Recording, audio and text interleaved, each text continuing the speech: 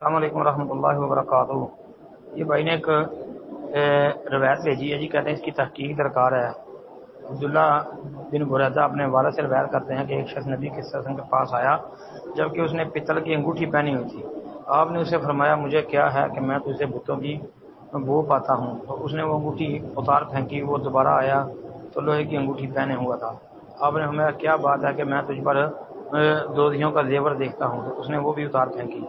ابو داؤد کا حوالہ کہتے ہیں اس کی تحقیق درکار ہے، سند ضعیف ہے اس کی جی۔ یہ امام نسائی کے سنن کبریٰ کے اندر بھی آتی ہے۔ امام نسائی رحمۃ اللہ علیہ نے اس کو منکر لکھا ہے، ہذا حدیث منکر قرار دیا ہے جی۔ السلام علیکم ورحمۃ اللہ۔ وعلیکم السلام ورحمۃ اللہ وبرکاتہ۔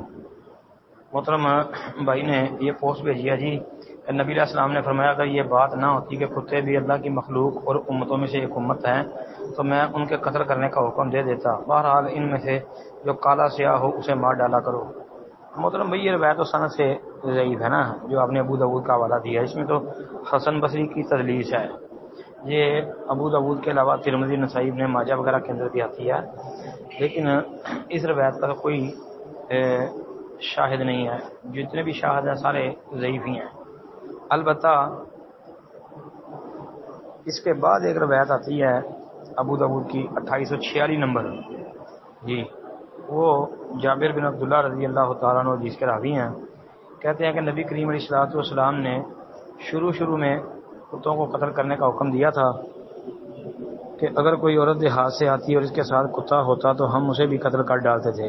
اس کے بعد آپ علیہ الصلوۃ والسلام نے ہمیں اسے منع کر دیا اور فرمایا صرف کالے کتوں کو مارو۔